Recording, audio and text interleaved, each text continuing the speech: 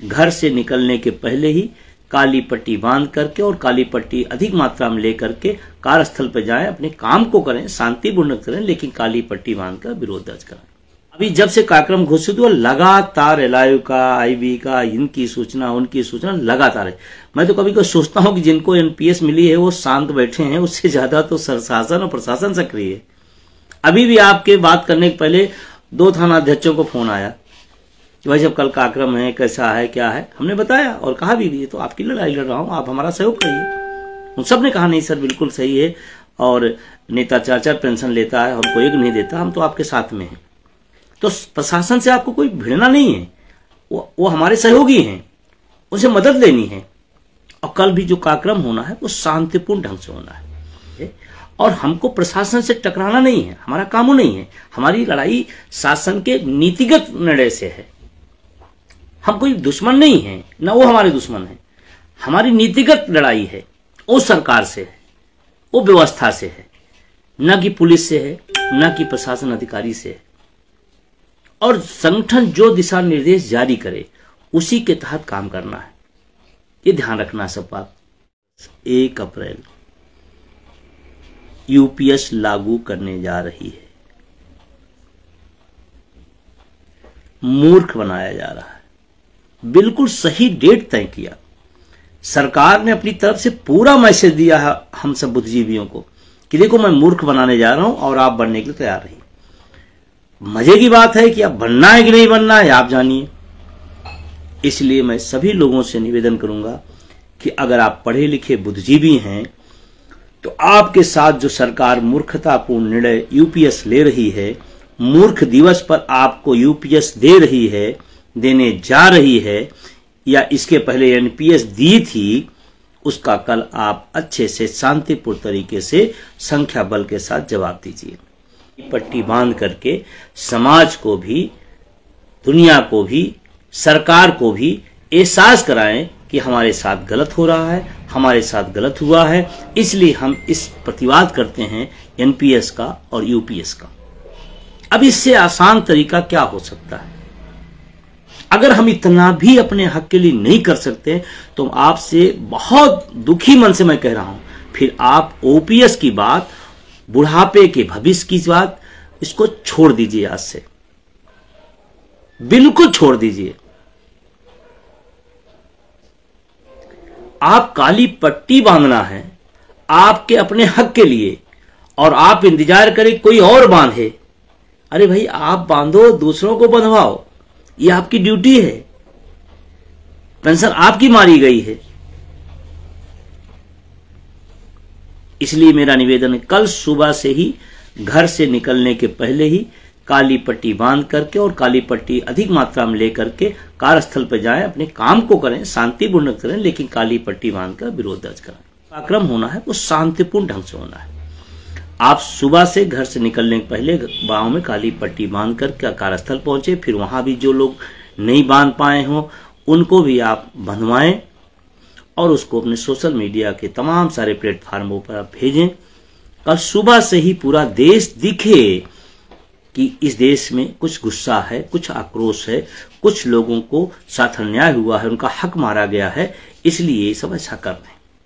उसके बाद दोपहर के बाद जो समय अनुसार आपने अपने तय किए होंगे अपने अपने जिले में, वहां आप जाएं, जिलाधिकारी महोदय के पास अपनी बात उनसे रखें, ज्ञापन पहले से तैयार रखें और ज्ञापन आप उन्हें दें। उनसे भी निवेदन करें कि सर आपके माध्यम से माननीय प्रधानमंत्री जी को ये पत्र जाना है और आप भिजवाएंगे। शायद बहुत सारे जिलाधिकारी जो एनपीएस में भी होंगे, निश्चित रूप से होंगे, तो उनसे भी सर कहें कि आपकी भी लड़ाई है। हम सब एक तरीका होता है लोकतांत्रिक देश में, एक व्यवस्था होती है, उसके माध्यम से अपनी बात पहुंचाएंगे। अब 2-3 सवाल आते हैं। पहला सवाल बहुत गंभीर है, जो मेरे पास भी फोन आते रहते, सर फला संगठन का कोई पत्र नहीं जारी हुआ तो हम क्या करें? आप अपने स्थानीय स्तर से जिनसे संवाद है आप करिए। दूसरी बात, जो लोग संगठनों के पत्र के इंतजार में हैं और एनपीएस में हैं, उनसे मैं क्षमा पूर्वक कहना चाहता हूं, मान लीजिए आपका संगठन नहीं बोलता है एनपीएस के खिलाफ, तो आप क्या स्वीकार कर लेंगे? भविष्य किसका है? हक किसका मारा गया है? मैं उन तमाम संगठनों के जो लोग हैं जो इंतजार कर रहे हैं कि हमारे संगठन का पत्र आएगा तो मैं जाऊंगा, शायद उनसे ज्यादा 1 अप्रैल का जो मूर्ख दिवस है, मूर्खता से ज्यादा और कुछ नहीं होगा। आपकी लड़ाई है, आपका हक मारा गया है और आप इंतजार कर रहे हैं कि हमारा नेतृत्व उठा के दे, हमारा संगठन कहे तो हम जाएंगे। हक की बात होती है तो मीडिया ही, सोशल मीडिया भी कभी कभी ऐसा लगता है कि वो भी कहीं न कहीं प्रेशर और दबाव में रहता है। तो मैं कह रहा था कि आपका नेतृत्व नहीं बोला, आपका संगठन ने लेटर नहीं जारी किया तो आप ओपीएस की बात छोड़ देंगे, या उन्होंने नहीं कहा तो आप लड़ना छोड़ देंगे, अपने हक की बात कहना छोड़ देंगे। अरे कोई लड़ रहा है, कोई सामने खड़ा है तो आप उसके साथ खड़े होइए। आपका नेतृत्व आपसे पूछेगा तो आप कभी ओपीएस के लिए गया था, ओपीएस मुझे चाहिए, आप नहीं कर रहे थे, कोई कर रहा है, मैं उसके साथ खड़ा हो गया। इसमें कौन सी आफत है? तमाम लोग इसी बंधनों के चक्कर में अपने बेहतरीन भविष्य को खो दे रहे हैं। मैं उनसे निवेदन करना चाहता हूं, गुटों, पदों, संगठनों की सीमाओं से बाहर निकलिए।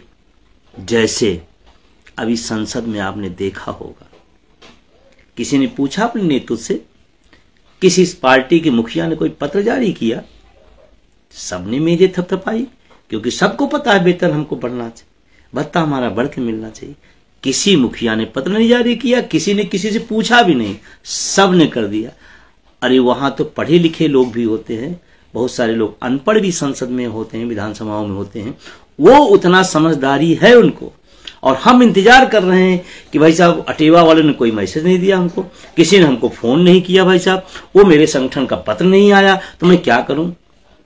सांसद और विधायकों से सीखिए थोड़ा और आइए कल अपने अपने कार्यस्थल कालीपट्टी बांध जिलाधिकारी कार्यालय पर और अपनी ताकत दिखाइए, शांतिपूर्ण ढंग से एहसास कराइए कि मेरे साथ जो मूर्खता सरकार कर रही है मैं उसे स्वीकार नहीं कर रहा हूं। को लगता है ऐसा नहीं कुछ होता है, होता है, हुआ तभी 20 साल की व्यवस्था जो चल रही थी उसमें बदलाव आया, करने से ही हुआ और आप सबने ही किया और कल भी करिए। अब कल क्या होगा? बहुत सारे लोग गजब के बुद्धिजीवी हैं, कल ही उनका कोई कार्यक्रम लग जाएगा कि नहीं मैं तो बहुत व्यस्त हूं, कल नहीं। आप मैं सभी लोगों से बहुत विनम्रतापूर्ण निवेदन करता हूं, आज एक लड़ाई, एक संगठन, एक बैनर लड़ रहा है। आप अगर इसने चूके तो आने वाले समय में न कोई लड़ने को तैयार होगा, न कोई खड़ा होने तैयार होगा, फिर आपके पास पश्चाताप के अलावा कुछ नहीं होगा।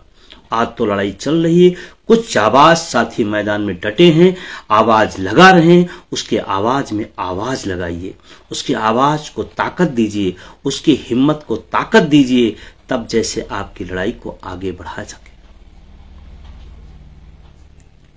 बहुत सारे लोग मैं इधर देख रहा हूं, तमाम मुद्दे राजनीतिक दलों नेताओं द्वारा लाए जाते हैं और हमारा व्यक्ति बुद्धिजीवी एनपीएस विहीन भी पुरानी पेंशन विहीन भी उसी में डट गया है। जिसके लिए लड़ रहे हो ना, एक बार उससे कहो ओपीएस की बात करे। जिस विधायक और सांसद के लिए मरते हो ना, उससे कहो ओपीएस पर चर्चा कराए सदन में आपके। आप उसके मुद्दे पे तो चर्चा खूब कर रहे हो, आपके मुद्दे पे तो इससे चर्चा करा देखो। जो लोग अनावश्यक मुद्दों पे खड़े रहते हैं, मैं कहना चाहता हूं, उनसे निवेदन करना चाहता हूं, आप पढ़े लिखे बुद्धिजीवी हो तो समझो इस बात को। ये सब मुद्दे इसलिए लाए जाते हैं कि जो जनवादी मुद्दे हैं उससे दूर हो जाए। सवाल है सामाजिक सुरक्षा का, सवाल है रोजगार का, सवाल है शिक्षा और चिकित्सा, ये मुद्दे हमारे हैं। इन मुद्दों में बात करने की तैयारी होनी चाहिए। हम भी उन्हीं पर लग गए हैं। मैं तो बड़ी विनम्रतापूर्वक आप सबसे कहना चाहता हूं, जिनको लगता है कि हम उनके फेवर में खड़े हैं, हम उनके फेवर में खड़े हैं, उनसे एक बार कहो कि भाई मेरे सदन में हमारे मुद्दे पर चर्चा करा दो। रोज इन मुद्दों पर चर्चा हो रही, एक दिन मेरे मुद्दे पर चर्चा कर दो। हम आपके लिए तो दिन रात मरते हैं, आपके मुद्दे के लिए लड़ते हैं, अपने परिवार के, अपने पड़ोस के, अपने तमाम सारे लोगों से मैं लड़ जाता हूं आपके लिए, और आप मेरा मुद्दा नहीं उठा सकते सदन में। सोचो आप, सोचो आप अपने बुद्धिजीवी कहते हैं। बुद्धिजीवी कौन हुआ? जो अपने मुद्दों पर चर्चा करा ले रहा है। आप ज्यादा बड़े बुद्धिजीवी तो आप अपने मुद्दों पर चर्चा करें, और कल का वो दिन अगर आपने अपनी ताकत दिखाई तो आपके मुद्दे पर चर्चा होगी और यही चर्चा आपके काम आएगी। ये पीढ़ियों की लड़ाई है जिसको कुछ चंद लोग हिम्मत से जज्बे के साथ इस दौर में भी लड़ रहे हैं, आवाज उठा रहे हैं। हाँ, एक चीज मैं जरूर कहूंगा कि आपसे शांतिपूर्ण तरीके से कोई भी ऐसा काम हमें नहीं करना है कि जो हम गैर संवैधानिक हो, गैर लोकतांत्रिक हो। हम अपनी बात को रखेंगे, हम अपनी बात को कहेंगे, हम मजबूती से रखेंगे, हम मजबूती से संख्या बल में आएंगे, लेकिन शांतिपूर्ण रहेंगे। इस बात का हमें ध्यान रखना है। एक और सवाल है, कल ही से शुरू हो रहा है इसलिए आज उसको मैंने पहले भी कहा, अभी मैं कह रहा हूं। यूपीएस का फॉर्म नहीं भरना है।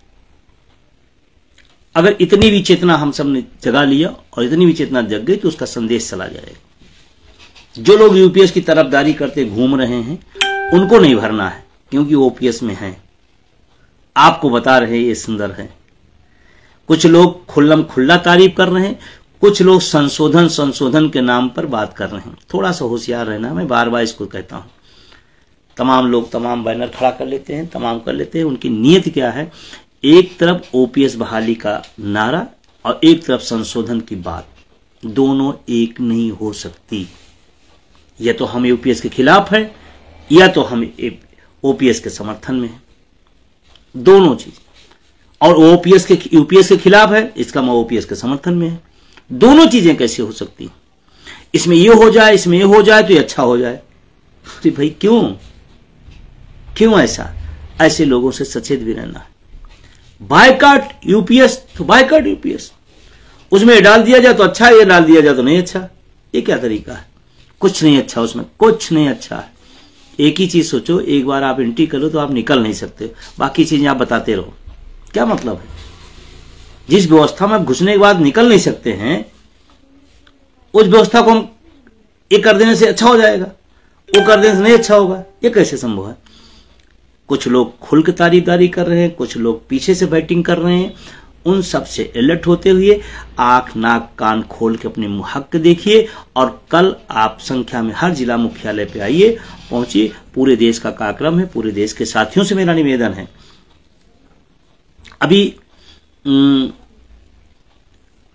कल ही रेल के साथियों ने जंतर मंतर पे इसी को लेकर विरोध हुआ।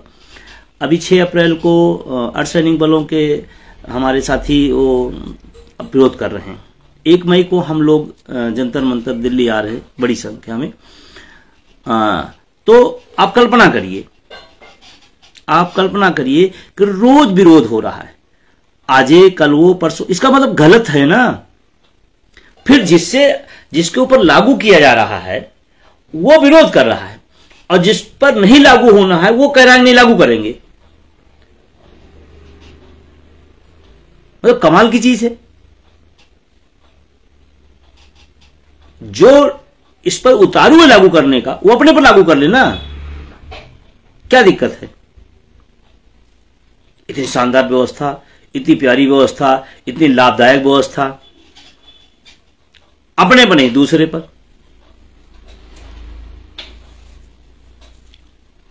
तो ये सब बातें थी जिस पर मैं आपसे बात करूं। और मैं तो सरकार से कहता हूं, आपके पास एक अच्छा अवसर है।